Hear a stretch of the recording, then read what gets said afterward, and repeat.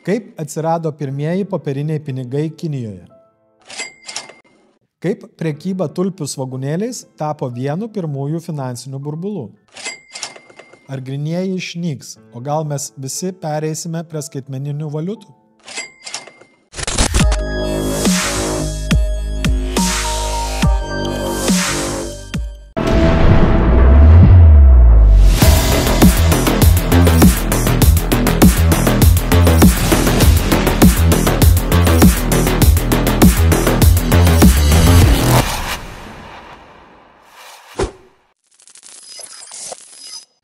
Sveiki dar kartą atvykę į triušio urvą. Ar kada nors susimąstėte, kas yra pinigai, kaip jie atsirado ir kaip keitėsi per šimtmečius? Kodėl monetas pakeitė banknotai? Ar skaitmeniniai pinigai išstums grynuosius? Įžanginėje šio sezono laidoje kalbėjau apie tai, kokie įrankiai ir priemonės yra reikalingi pasaulio valdymui. Vienu iš pagrindinių įrankių įvardinau pinigus, universalią priemonę, kuri per amžius turėjo daug daugiau funkcijų nei vien tik daiktų pirkimas ar žmonių samdymas. Svarbu suprasti, kad pinigai, kuriuos mes šiandien naudojame, nėra tokie, kokie jie buvo prieš šimtmečius. Jų istorija yra ilga ir sudėtinga.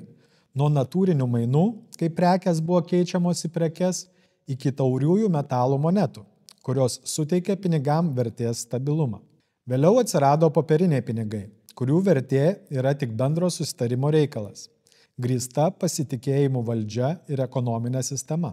Ir galiausiai šiandien mes gyvename skaitmeninių pinigų eroje, kurie egzistuoja tik skaičiais bankų sistemose ir mūsų išmaniųjų įrenginių ekranuose. Pagalvokite, kas su jais nutiktų visame pasaulyje dingus elektrą, kas yra visiškai įmanoma. Pinigų istorijos pažinimas yra itin svarbus, nes tai leidžia suprasti, kaip jie keitėsi ir kokią įtaką turėjo skirtingais laikotarpiais. Šiandien, kai gyvename globalizacijos ir skaitmeninių technologijų laikais, pinigai tapo dar sudėtingesniu ir labiau abstrakčiu valdymo įrankiu. Kaip žmonės prekiavo prieš atsirandant pinigams? Kas buvo pirmieji mainų objektai?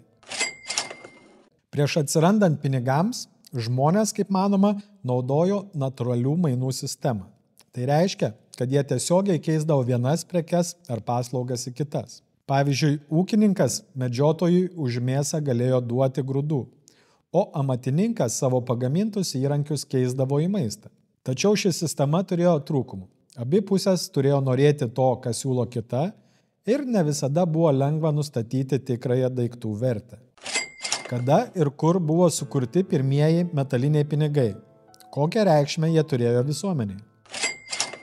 Manoma, kad pirmieji metaliniai pinigai buvo sukurti apie 7 amžių prieš mūsų erą senovės Lidijos karalystėje, dabartinės Turkijos teritorijoje. Jie buvo pagaminti iš lydinio vadinamo elektrumu, kuris natūraliai susidaro iš aukso ir sidabro. Šie pinigai buvo nedideli, apvalios formos ir turėjo įspaustus simbolius, kurie rodė jų vertę bei kilmę. Metalinių pinigų atsiradimas turėjo didžiulę reikšmę visuomenėje. Jie pakeitė sudėtingą mainų sistemą, nes tapo universaliu vertės matu. Žmonės galėjo lengviau prekiauti, nes nebereikėjo ieškoti, kas norėtų jų prekių mainais. Metaliniai pinigai taip pat buvo patogesni ir ilgamžiškesni nei kiti mainų objektai, tokie kaip maistas ar gyvuliai. Metaliniai pinigai tapo ne tik praktinė priemonė, bet ir galios bei turto simboliu, stipriai paveikusi visuomenės struktūrą ir santykius. Kodėl auksas ir sidabras tapo pagrindinėmis pinigų medžiagomis senovės civilizacijose? Auksas ir sidabras senovės civilizacijose tapo pagrindinėmis pinigų medžiagomis dėl kelių svarbių savybių, kurios juos išskyrė iš kitų medžiagų. Visų pirma, šie metalai buvo retai randami, todėl turėjo didelę vertę. Jų ribotumas užtikrino, kad jie išliktų vertingi ir nebūtų lengvai nuvertinami, kaip galėjo nutikti su kitais daiktais, pavyzdžiui, grūdais ar gyvuliais. Be to, auksas ir sidabras buvo ilgaamžiai. Jie nerūdijo, nepelijo ir nesugesdavo, todėl galėjo būti saugomi ilgą laiką. Šie metalai taip pat buvo lengvai apdirbami, jos buvo galima lydyti, formuoti į monetas ar papuošalus, o tai juos darė praktiškais ir patogiais naudoti prekyboje. Taip pat jie turėjo estetinę vertę, nes žvilgėjo ir buvo gražūs, todėl buvo laikomi ne tik pinigais, bet ir statuso simboliu. Galiausiai auksas ir sidabras buvo palaipsniui visuotinai pripažinti ir vertinami visame pasaulyje. Dėl to jie tapo universalia mainų priemonė, kurią priimdavo įvairios civilizacijos, net jei jos ir neturėjo tiesioginių ryšių. Šios savybės padarė auksą ir sidabrą idealiomis medžiagomis pinigams senovės pasaulyje. Kaip senovės Graikijoje ir Romoje pinigai prisidėjo prie prekybos ir imperijų plėtros. Senovės Graikijoje monetos pagamintos iš aukso, sidabro ir bronzos tapo universaliu vertės matu, kuris palengvino prekybą tarp skirtingų miestų, valstybių ir net su kitomis civilizacijomis Viduržemio jūros regione. Tai padėjo sukurti stiprius prekybos tinklus, kurie skatino ekonominį ir kultūrinį klestėjimą. Senovės Romoje pinigai atliko dar svarbesnį vaidmenį, nes jie buvo naudojami imperijos plėtrai ir valdymui. Romos monetos, tokios kaip denarai, buvo pripažįstamos visoje imperijoje, todėl užkariautos teritorijos galėjo būti lengviau integruotos į vieningą ekonominę sistemą. Tiek Graikijoje, tiek Romoje pinigai ne tik palengvino kasdieninius mainus, bet ir skatino ekonomikos augimą. Jie leido vystytis amatininkystei ir žemės ūkiui bei prekybai, sukurdami stipres ekonominės sistemas. Romoje taip pat atsirado to meto bankai, kurie teikė paskolas ir vykdė pinigų keitimą, skolindavo verslo ir ūkio plėtrai. Viena iš svarbių Romos imperijos žlugimo priežasčių buvo pinigų nuvertėjimas, kuris destabilizavo ekonomiką ir prisidėjo prie politinio bei socialinio chaoso. Trūkstant aukso ir sidabro, valdžia pradėjo kaldinti monetas į jas įmaišydami pigesnių metalų, tokių kaip varis. Bėgant laikui, šių metalų dalis monetose vis didėjo, kol jos tapo beveik visiškai varinės ir prarado savo vertę. Tai sukėlė infliaciją, kainos kilo, o pinigų perkamoji galia smuko, dėl ko kariai bei valdininkai nebenorėjo priimti šių nuvertėjusių monetų kaip atlygio. Ekonominė krizė turėjo didžiulį poveikį visai imperijai. Kariai, kurie buvo pagrindinė imperijos galybės atrama, pradėjo maištauti, nes jų atlyginimai nebetenkino poreikių. Valdininkai taip pat prarado pasitikėjimą centrinę valdžią, o tai sutrikdė administracinį valdymą. Paprasti piliečiai, susidūrę su hiperinfliacija, grįžo prie natūrinių mainų, o kai kurie regionai atsisakė Romos monetų sistemos, dar labiau silpnindami imperijos vienybę. Dėl pinigų nuvertėjimo imperatoriai neteko autoriteto ir nesugebėjo užtikrinti stabilumo. Politinis nestabilumas, dažni perversmai ir vidiniai konfliktai dar labiau susilpnino imperiją, kuri nebegalėjo apsiginti nuo išorės priešų, tokių kaip barbarų gentis. Kaip viduramžių Europoje veikia pinigų sistema, kai daugelėje vietų buvo naudojami įvairių šalių ir valdovų išleisti pinigai. Viduramžių Europoje pinigų sistema buvo sudėtinga ir paini dėl daugybės skirtingų šalių ir valdovų išleistų monetų. Kiekviena teritorija turėjo savo monetų kaldinimo tradicijas, todėl dažnai cirkuliavo įvairių dydžių, svorio ir sudėties monetos. Tai kėlė sumaištį tarptautinėje prekyboje, nes pirkėjai ir pardavėjai turėjo būti susipažinę su skirtingų monetų verte.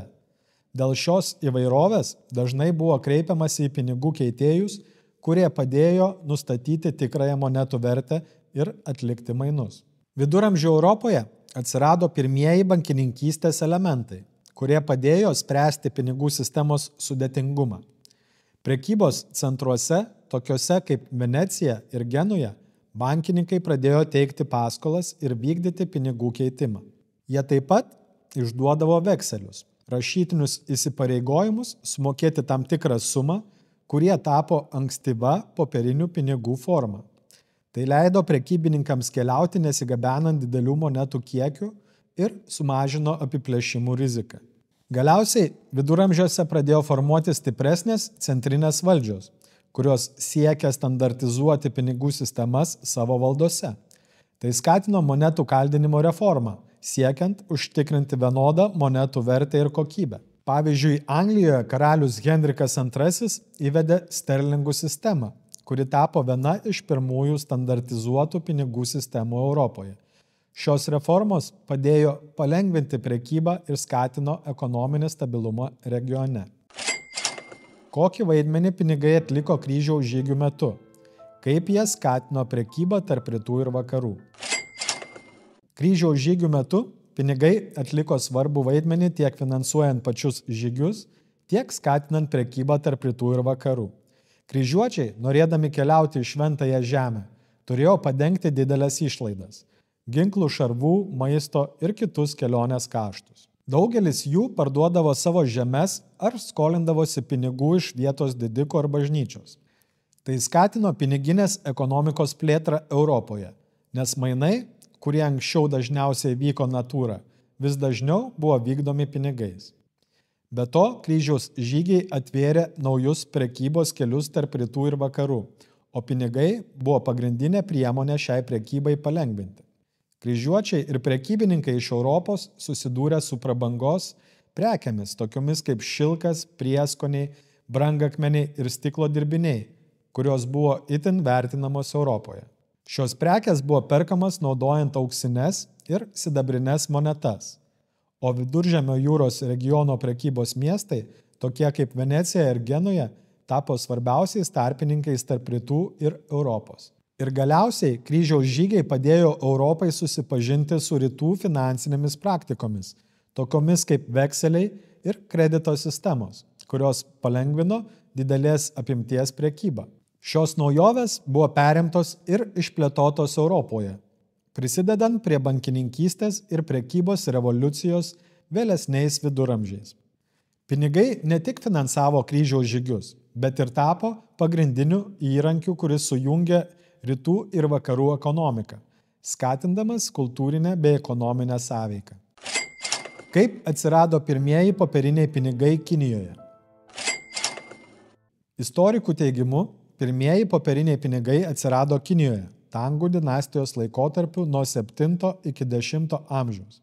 Tačiau plačiai paplito Songų dinastijos valdymo metu 11 amžiuje. Šie pinigai, vadinami jaozi, buvo sukurti kaip alternatyva sunkioms metaliniams monetoms, kurias buvo nepatogu gabenti dideliais kiekiais. Pradžioje tai buvo vietinių pirklių išduodami vekseliai, tačiau vėliau Songų valdžia perėmė jų leidimą ir pavertė juos oficialia valiuta. Šis sprendimas buvo itin inovatyvus, nes leido centralizuotai kontroliuoti pinigų emisiją ir palengvino prekybą sparčiai augančioje ekonomikoje. Popieriniai pinigai buvo tikra revoliucija pasaulio ekonomikoje, nes jie pakeitė tradicinius mainų ir vertės saugojimo būdus. Skirtingai nuo metalinių monetų, popieriniai pinigai buvo lengvi, lengvai transportuojami ir galėjo būti gaminami dideliais kiekiais. Tai leido Kinijos prekybininkams efektyviau vykdyti sandorius tiek šalies viduje, tiek už jos ribų. Popieriniai pinigai suteikia galimybę valstybės valdžiai kontroliuoti pinigų pasiūlą, o tai padėjo stabilizuoti ekonomiką ir skatinti prekybos plėtrą. Kinijos pavyzdys įkvėpė kitas civilizacijas, tačiau Europoje popieriniai pinigai atsirado daug vėliau. Kaip prekyba tulpių svogūnėliais tapo vienu pirmųjų finansinių burbulų. 17 amžiuje Olandijoje tulpių svogūnėliai sukėlė vieną pirmųjų spekuliacinių burbulų, dar kitaip vadinama tulpių manija, kurią galima prilyginti kriptovaliutų karštligiui. Tulpės atvežtos iš Osmanų imperijos greitai tapo prabangos ir statuso simboliu Europoje. Olandijos aukštuomenė ir prekybininkai masiškai investavo į šios egzotiškus augalus, tikėdamėsi greitai praturtėti. Tuo metu vienas tulpių svogūnėlis galėjo kainuoti tiek, kiek prabangus namas Amsterdame. Ypač vertinamos buvo tokios tulpės kaip Semper Augustus dėl savo retų ir gražių spalvų. Todėl jų kainos pasiekė neįtikėtinas aukštumas. Prekyba tulpių svogūnėliais vyko ne tik tarp turtingųjų, bet ir tarp paprastų žmonių, kurie skolinosi pinigus, kad galėtų dalyvauti šioje iš pažiūros pelningoje rinkoje. Visi tikėjosi greitai praturtėti, tačiau, kaip dažnai nutinka su spekuliaciniais burbulais, kainos pradėjo kristi, kai tik paklausa nebegalėjo jų palaikyti. 1637 metais Per kelias savaitės tulpių svogūnėlių vertė smarkiai krito, palikdama daugelį žmonių su didelėmis skolomis ir praktiškai beverčiais svogūnėliais. Šis įvykis yra puikia pamoka apie tai, kaip svarbu būti atsargiems, investuojant ir nepasiduoti masiniai psichozei, bei primena, kad finansų pasaulyje emocijos gali užgožti sveiką protą, o godumas privesti prie didelių nuostolių. Kaip monetų klastojimas viduramžiais paveikė visuomenę ir prekybą. Viduramžiais monetų klastojimas buvo rimta problema. Klastotojai dažnai keisdavo monetų sudėtį, maišydami tauriuosius metalus, tokius kaip auksas ar sidabras, su pigesniais metalais, arba tiesiog kalė netikras monetas. Tokios klastotės mažino pasitikėjimą pinigais, nes žmonės pradėjo abejoti monetų verte. Prekybininkai dažnai reikalaudavo tikrinti monetų kokybę, o tai lėtino prekybą ir kėlė papildomų išlaidų. Be to, klastojimas sukeldavo infliaciją, nes rinkoje atsirasdavo daugiau žemos vertės pinigų, kurie mažino tikrųjų monetų perkamąją galią. Valstybės ir valdovai, siekdami kovoti su šia problema, įvedė griežtas bausmes, tokias kaip mirties bausmė ar fizinės bausmės, kurios turėjo atgrasyti nuo nusikaltimų. Tačiau dažnai klastojimo šaknis slypėjo pačiose valdovų veiksmuose. Jie patys kartais klastodavo savo monetas, mažindami jų metalo grynumą, kad galėtų išleisti daugiau pinigų į apyvartą ir padengti karų ar kitų išlaidų kaštus. Todėl visuomenėje augo nepasitenkinimas, o pasitikėjimas valdžia mažėjo. Tai ypač paveikė žemesniuosius sluoksnius, kurie labiausiai nukentėdavo nuo infliacijos ir pinigų nuvertėjimo. Valdovai pradėjo naudoti sudėtingesnės technologijas monetų kaldinimui, siekdami apsisaugoti nuo jų klastojimų. Pavyzdžiui, monetos buvo kalamos su sudėtingais raštais, portretais ar užrašais, kuriuos buvo sunku atkartoti. Taip pat atsirado specialūs pareigūnai atsakingi už monetų kokybės tikrinimą.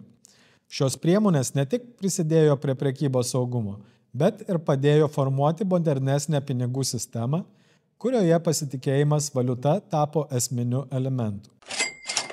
Kada ir kaip atsirado pirmosios nacionalinės valiutos? Pirmosios nacionalinės valiutos pradėjo formuotis vėlyvaisiais viduramžiais ir ankstyvuoju naujųjų laikų periodu, kai Europoje stiprėjo centralizuotos valstybės. Iki tol pinigų sistema buvo fragmentuota. Skirtingi regionai kaldino savo monetas, o jų vertė dažnai priklausė nuo vietinių valdovų ar miesto administracijų. Nacionalinės valiutos atsirado kaip atsakas į poreikį suvienodinti pinigų sistemą valstybės viduje, siekiant palengvinti prekybą ir stiprinti centrinės valdžios kontrolę. Nacionalinės valiutos padėjo sukurti stabilumą ir pasitikėjimą pinigų sistema. Centralizuota valdžia galėjo užtikrinti, kad valiuta būtų vienodos kokybės ir vertės visoje valstybėje. Nacionalinės valiutos leido valdovams efektyviau rinkti mokesčius ir finansuoti valstybės išlaidas, tokias kaip kariuomenės išlaikymas ar infrastruktūros plėtra. Nacionalinių valiutų atsiradimas padėjo pagrindą centrinių nacionalinių bankų kūrimui, kurie užtikrino valiutos stabilumą ir reguliavo jos pasiūlą. Kaip didžiųjų geografinių atradimų laikotarpis pakeitė pasaulinę pinigų sistemą. Po Amerikos atradimo ispanai ir portugalai pradėjo intensyviai eksploatuoti naujai atrastus sidabro ir aukso telkinius Pietų Amerikoje. Šie metalai plūdo į Europą ir buvo naudojami monetų kaldinimui, taip pakeisdami iki tol vyravusią santykinę tauriųjų metalų stoką. Sidabras tapo pagrindinė tarptautinės prekybos valiuta, o jo gausa leido Europos valstybėms plėtoti prekybą su Azija, kur sidabras buvo labai vertinamas. Šis laikotarpis taip pat paskatino pirmasias globalias finansinės jungtis. Nauji prekybos keliai tarp Europos, Amerikos, Afrikos ir Azijos sukūrė vadinamąjį pasaulinį sidabro tinklą. Ispanų kolonijose išgautas sidabras buvo gabenamas į Europą, o iš ten į Kiniją, kuris buvo naudojamas kaip pagrindinė valiuta. Tuo tarpu prekės, tokios kaip šilkas, prieskoniai, opijus ir arbata iš Azijos patekdavo į Europą. Ši globali prekyba ne tik padidino ekonominį aktyvumą, bet ir sukūrė pirmuosius tarptautinius finansinius centrus, tokius kaip Venecija, Genuja, vėliau Amsterdamas ir Londonas, kur buvo prekiaujama ne tik prekiamis, bet ir valiutomis bei vekseliais. Didžiųjų geografinių atradimų laikotarpis taip pat sukėlė infliacijos bangą Europoje, vadinamąją kainų revoliuciją. Dideli tauriųjų metalų kiekiai patekę į rinką sumažino jų perkamąją galią, todėl prekių kainos Europoje smarkiai išaugo. Tai ypač paveikė žemesniuosius visuomenės sluoksnius, kurie susidūrė su sunkumais dėl mažėjančios realios pajamų vertės. Tuo pačiu metu šis procesas skatino ekonomikos modernizaciją, augo bankų ir finansinių institucijų reikšmė, plėtėsi kreditavimo sistema, o prekybininkai pradėjo naudoti sudėtingesnės finansinės priemonės. Taigi didžiųjų geografinių atradimų laikotarpis ne tik pakeitė pasaulinę pinigų sistemą, bet ir padėjo pagrindą šiuolaikiniai globaliai ekonomikai. Kaip pramonės revoliucija pakeitė pinigų cirkuliaciją ir bankų veiklą. Pramonės revoliucija, prasidėjusi 18 amžiaus pabaigoje, ženkliai pakeitė pinigų cirkuliaciją ir bankų veiklą, nes transformavo ekonomiką iš agrarinės į pramoninę, o kartu iškėlė naujus finansinius poreikius. Augant pramonei ir miestams reikėjo didesnių kapitalo investicijų gamykloms statyti, technologijoms diegti bei infrastruktūrai tokiai kaip geležinkeliai plėtoti.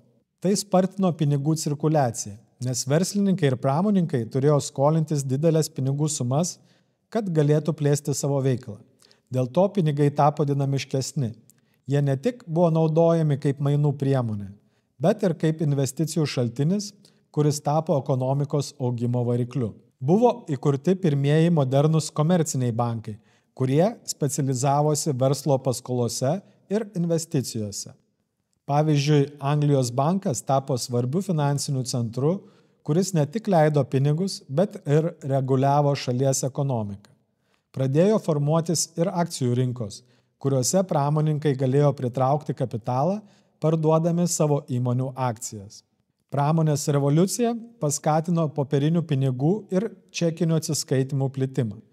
Kadangi pramonės ekonomika reikalavo didesnių ir greitesnių pinigų srautų, monetos tapo nepatogios didelėms operacijoms, o popieriniai banknotai ir čekiai tapo pagrindinėmis atsiskaitimo priemonėmis.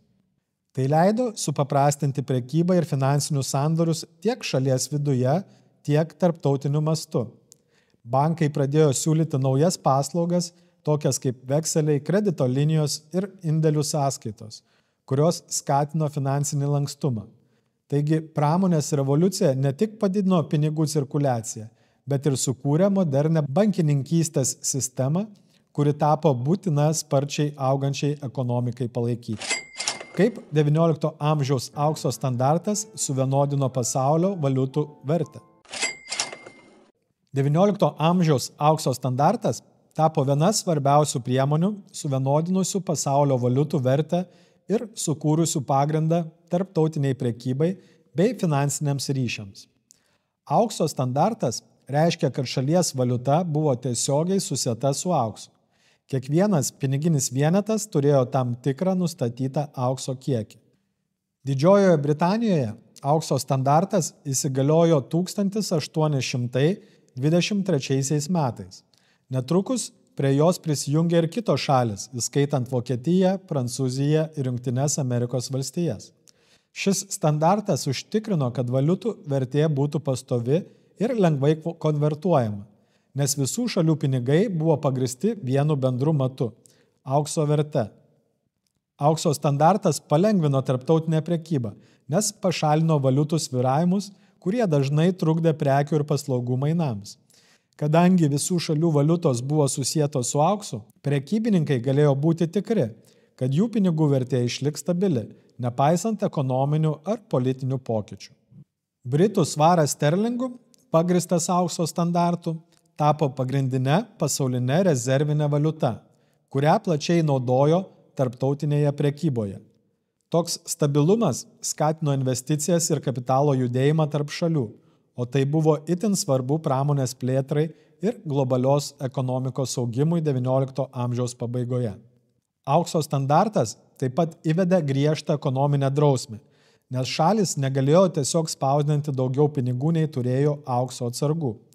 Tai reiškia, kad valiutos emisija buvo tiesiogiai priklausoma nuo aukso gavybos ir rezervų. Nors tai užtikrino stabilumą, sistema turėjo ir trūkumų. Ekonomikos augimas galėjo sulėtėti, jei aukso atsargos nedidėjo pakankamai greitai. Be to, krizės metu šalis negalėjo lengvai devalvuoti savo valiutų, kad paskatintų eksportą ar sumažintų skolas. Nepaisant smulkių iššūkių, XIX amžiaus aukso standartas suvienodino pasaulio valiutų vertę ir sukūrė pirmąją globalią pinigų sistemą, kuri veikia beveik šimtmetį, kol XX amžiaus pradžioje ją pradėjo keisti naujos ekonominės realijos. Kaip Pirmasis ir Antrasis pasauliniai karai pakeitė pinigų sistemas ir pasaulio ekonomiką. Pirmasis ir Antrasis pasauliniai karai kardinaliai pakeitė pinigų sistemas ir pasaulio ekonomiką, nes jie sukėlė didžiulius finansinius sukrėtimus ir privertė šalis ieškoti naujų būdų valdyti savo ekonomikas. Pirmojo pasaulinio karo metu daugelis valstybių atsisakė aukso standarto, nes karo išlaidos buvo tokios didelės, kad vyriausybės turėjo spausdinti daug daugiau pinigų, nei turėjo aukso atsargų. Tai lėmė didelę infliaciją ir valiutų nuvertėjimą, ypač Europoje.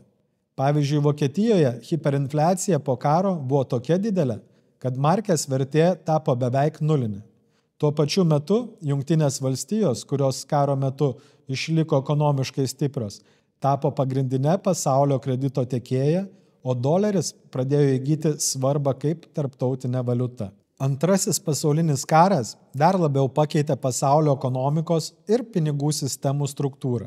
1944 metais Bretton Woodso konferencijoje buvo priimta nauja pinigų sistema, kuri susiejo daugelio šalių valiutas su Jungtinių Amerikos valstijų doleriu, kuris buvo susietas su auksu.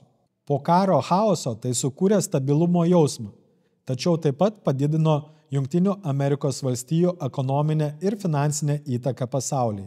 Abu pasauliniai karai taip pat paskatino didesnį valstybės vaidmenį ekonomikoje. Karo metu vyriausybės turėjo centralizuoti ekonomiką, kad galėtų finansuoti karinės išlaidas, kontroliuoti kainas ir užtikrinti būtinų prekių tiekimą. Po karų daugelis šalių išlaikė stiprią valstybės kontrolę ekonomikoje, nes reikėjo atstatyti infrastruktūrą ir spręsti socialinės problemas, tokias kaip nedarbas ir skurdas. Po Antrojo pasaulinio karo daugelis kolonijų pradėjo siekti nepriklausomybės, o tai pakeitė pasaulio prekybos ir finansų struktūras. Naujos nepriklausomos valstybės pradėjo kurti savo pinigų sistemas, tačiau dažnai susidurdavo su ekonominiais ir fiskaliniais sunkumais dėl buvusių kolonijinių ryšių ir priklausomybės nuo pasaulinių rinkų. Tuo tarpu tokios šalis kaip Japonija ir Vokietija, nepaisant karo pralaimėjimo, sugebėjo atsigauti ir tapti stipriomis ekonominėmis galiomis. Taigi Pirmasis ir Antrasis pasauliniai karai ne tik sukrėtė pasaulio ekonomiką, bet ir iš esmės pakeitė pinigų sistemų bei tarptautinių finansų struktūrą, sukurdami pagrindą šiuolaikiniai globaliai ekonomikai ir finansų sistemai. Kodėl Bretton Woods susitarimas tapo kertiniu šiuolaikinės pinigų sistemos akmeniu? Bretton Woods susitarimas, pasirašytas besibaigiant Antrajam pasauliniam karui, tapo kertiniu šiuolaikinės pinigų sistemos akmeniu, nes jis nustatė naują tarptautinę ekonomikos ir finansų tvarką. Šio susitarimo esmė buvo sukurti stabilų valiutų kursų režimą, kuris skatintų tarptautinę prekybą ir ekonominį augimą. Pagal Bretton Woods sistemą daugelio šalių valiutos buvo susietos su Jungtinių Amerikos valstijų doleriu, o doleris savo ruožtu buvo susietas su auksu už fiksuotą kursą – $35 už 1 trojos unciją aukso. Tai užtikrino valiutų stabilumą ir leido šalims išvengti didelių kursų svyravimų, kurie anksčiau trukdė prekybai ir investicijoms.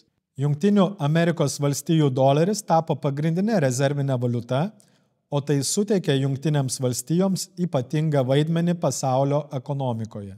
Bretton Woods susitarimas tapo kertiniu šiuolaikinės pinigų sistemos akmeniu, nes jis padėjo pagrindą globalios ekonomikos plėtrai po Antrojo pasaulinio karo. Nors Bretton Woods sistema žlugo 1971 metais, kai JAV atsisakė dolerio susiejimo su auksu, jos principai, tarptautinis bendradarbiavimas, valiutų stabilumo užtikrinimas ir globalių institucijų vaidmuo išliko svarbus iki šiol. Šis susitarimas ne tik pakeitė pasaulio pinigų sistemą, bet ir suformavo šiuolaikinį požiūrį į ekonominį valdymą globalizuotame pasaulyje. Kaip atsirado kreditinės kortelės ir kokia įtaka jos darė pinigų naudojimui? Kreditinės kortelės atsirado 20 amžiaus viduryje, kaip naujoviškas būdas palengvinti atsiskaitimus ir suteikti vartotojams galimybę skolintis pinigus kasdieniniams pirkiniams. Pirmoji moderni kreditinė kortelė Diners Club buvo sukurta 1950 metais Jungtinėse Amerikos valstijose. Ši kortelė pradžioje buvo skirta verslo žmonėms, kurie norėjo patogiai atsiskaityti restoranuose, tačiau greitai išpopuliarėjo ir kitose sritise.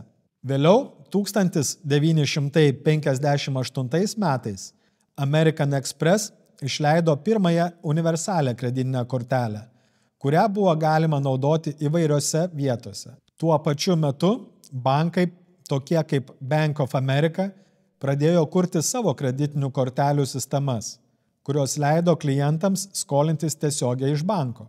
Šios kortelės pakeitė tradicinį atsiskaitimą grynaisiais ir tapo svarbiu finansiniu įrankiu. Kreditinės kortelės turėjo didelę įtaką pinigų naudojimui, nes jos ženkliai pakeitė žmonių požiūrį į vartojimą ir skolinimąsi.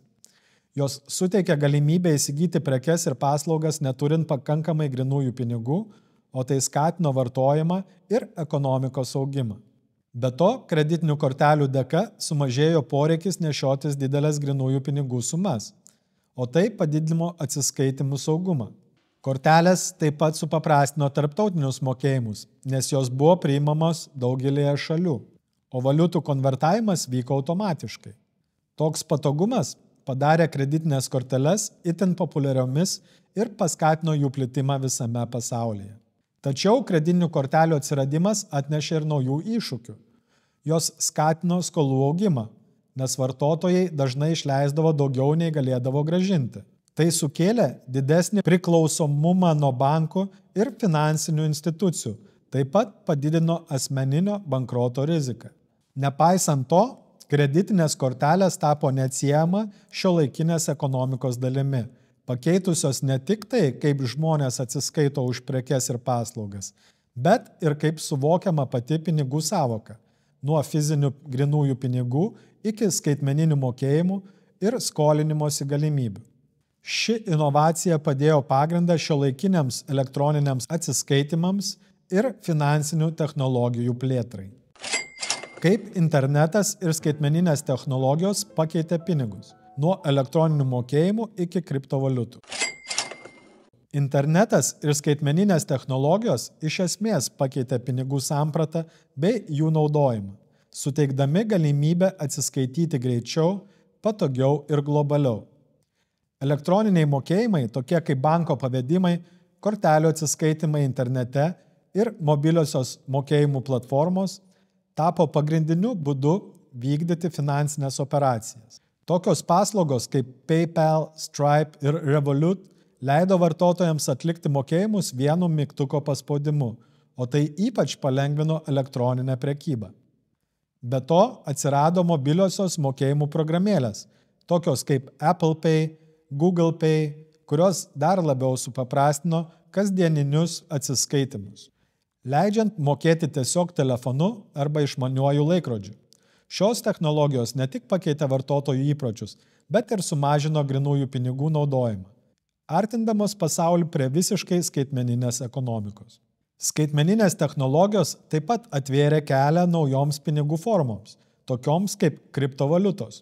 2009 metais atsiradus Bitcoin, pirmajai decentralizuotai skaitmeniniai valiutai, prasidėjo revoliucija finansų pasaulyje. Kriptovaliutos veikia blokų grandinės, angliškai blockchain technologijos pagrindu, kuri užtikrina skaidrumą, saugumą ir nepriklausomumą nuo centrinės valdžios ar bankų. Tai leidžia žmonėms atlikti tarptautinius mokėjimus greitai, pigiai ir be tarpininkų. Vėliau atsirado daugybė kitų kriptovaliutų, tokių kaip Ethereum, Ripple, Litecoin ir kitų, kurios pasiūlė naujas funkcijas. Pavyzdžiui, išmaniąsias sutartis, smart contracts. Nors kriptovaliutos dar nėra plačiai pripažintos kaip oficiali mokėjimo priemonė, jos jau dabar keičia finansų sektorių ir kelia iššūkių tradiciniams bankams bei vyriausybėms. Internetas ir skaitmeninės technologijos taip pat paskatino decentralizuotų finansų ir skaitmeninių centrinių bankų valiutų, vadinamų CBDC plėtrą. Decentralizuotos finansų platformos leidžia vartotojams skolintis, investuoti ar uždirbti palūkanas tiesiogiai per blokų grandines, pašalinant tarpininkus tokius kaip bankai. Tuo tarpu, daugelis šalių reaguodamos į kriptovaliutų populiarumą pradėjo kurti savo skaitmenines valiutas, kurios būtų valdomas centrinių bankų. Pavyzdžiui, Kinija jau išbandė savo skaitmeninį juanį, o ES svarsto euro skaitmeninės versijos įvedimą. Šie pokyčiai ne tik modernizuoja pinigų sistemą, bet ir kelia klausimų apie privatumo, saugumo bei reguliavimo svarbą skaitmeninėme amžiuje.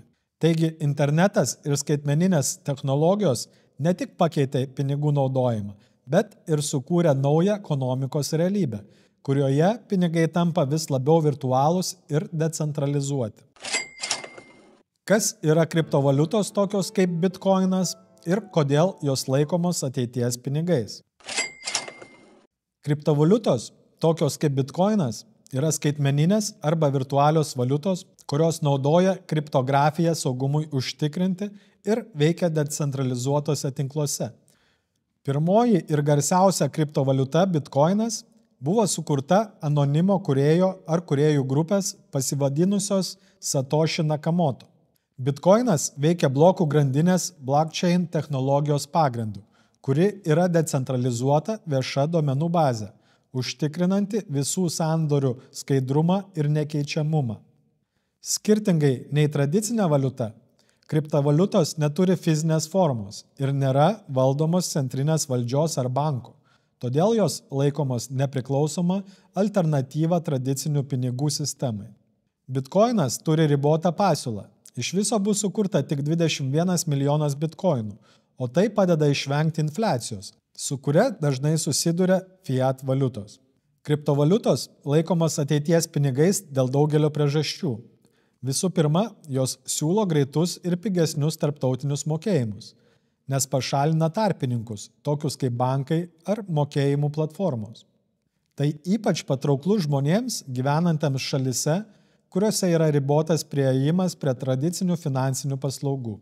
Dar viena priežastis, kodėl kriptovaliutos laikomos ateities pinigais, yra jų potencialas sukurti naują decentralizuotą finansų sistemą. Tradiciniai pinigai yra priklausomi nuo centrinių bankų ir vyriausybių, kurios gali manipuliuoti jų verte ar pasiūlą. Tuo tarpu kriptovaliutos suteikia vartotojams daugiau kontrolės ir nepriklausomybės nuo šių institucijų. Blokų grandinės technologija leidžia kurti išmaniąsias sutartis, smart contracts, kurios automatizuoja finansinius procesus ir atveria galimybės naujiems verslo modeliams. Nors kriptovaliutos dar susiduria su iššūkiais, tokiais kaip reguliavimo trūkumas, saugumo problemos ir dideli kainų svyravimai, jų technologinis potencialas ir augantis naudojimas rodo, kad jos gali tapti svarbia šiuolaikinės ekonomikos dalimi, pakeisiančią tradicinį požiūrį į pinigus ir finansus. Ar grynieji išnyks, o gal mes visi pereisime prie skaitmeninių valiutų? Šiuolaikinės diskusijos apie pinigų ateitį vis labiau krypsta į svarstymus. Ar grynieji pinigai išnyks? Ar jų vietą užims skaitmeninės valiutos? Pastaraisiais dešimtmečiais matome vis spartesnį grynųjų pinigų naudojimo mažėjimą, ypač išsivysčiusiose šalise, kur elektroniniai atsiskaitimai ir mobiliosios mokėjimų platformos tampa dominuojančiu būdu vykdyti finansinės operacijas. Pandemijos laikotarpiu šis procesas dar labiau paspartėjo, nes daugelėje šalių buvo skatinama vengti fizinių pinigų dėl higienos sumetimų. Grynųjų pinigų išnykimas kelia rimtų diskusijų, nes jie vis dar yra svarbus tam tikroms žmonių grupėms. Pavyzdžiui, vyresnio amžiaus asmenims arba tiems, kurie neturi prieigos prie skaitmeninių technologijų. Vienas iš pagrindinių argumentų už grynųjų pinigų išsaugojimą yra privatumo ir saugumo klausimas. Grynieji pinigai leidžia vykdyti anoniminius sandorius, o tai yra svarbu ne tik dėl asmens privatumo, bet ir dėl tam tikrų situacijų, kai žmonės nori apsisaugoti nuo sekimo ar duomenų nutekėjimo. Skaitmeninių valiutų šalininkai teigia, kad jos suteikia daugiau efektyvumo ir skaidrumo. Skaitmeniniuose mokėjimuose lengviau sekti pinigų srautus, kovoti su šešėlinė ekonomika ir užtikrinti, kad mokesčiai būtų tinkamai surenkami. Galiausiai, diskusijos apie pinigų ateitį nėra vien tik technologinis klausimas. Tai taip pat socialinis ir politinis iššūkis. Nors skaitmeninės valiutos atrodo neišvengiama ateitis, grynųjų pinigų išnykimas nėra toks paprastas procesas, kaip gali pasirodyti. Ateities pinigų sistema greičiausiai bus hibridinė, kurioje egzistuos tiek skaitmeninės, tiek fizinės pinigų formos, atsižvelgiant į vartotojų poreikius ir technologijų raidą. Visos epochos, nuo natūrinių mainų iki metalinių monetų, nuo popierinių banknotų iki skaitmeninių valiutų, atspindėjo žmonijos išradingumą, siekiant sukurti efektyvesnės ir patikimesnės prekybos ir vertės saugojimo sistemas. Ši kelionė nebuvo lengva. Pinigų istorija taip pat yra krizių, karų, sukčiavimo ir manipulacijų istorija. Nuo Romos žlugimo dėl infliacijos iki 2008 metų pasaulinės finansų krizės pinigai visada buvo glaudžiai susiję su galia, politika ir žmonių valdymu. Nepaisant visų iššūkių, pinigai išliko vienu svarbiausių žmonijos išradimų. Jie leido sukurti sudėtingas ekonominės sistemas, skatino prekybą, inovacijas ir kultūrinius mainus.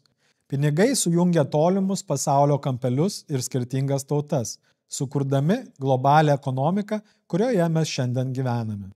Šiandien stovime ant naujos pinigų eros slenksčio. Skaitmeninės technologijos meta iššūkį tradicinėms pinigų sistemoms, siūlydamos naujas galimybės ir keldamas naujus klausimus. Ar kriptovaliutos pakeis tradicinius pinigus? Ar centriniai bankai išlaikys kontrolę? Ar mums pavyks sukurti teisingesnę ir stabilesnę finansinę sistemą ateityje? Atsakymai į šios klausimus dar nėra aiškus. Tačiau aišku viena – pinigų istorija dar nesibaigė. Ji tęsiasi ir mes esame jos dalis. Todėl svarbu suprasti pinigų praeitį, kad galėtume sąmoningai kurti jų ateitį. Tokią, kuri tarnautų visos žmonijos geroviai.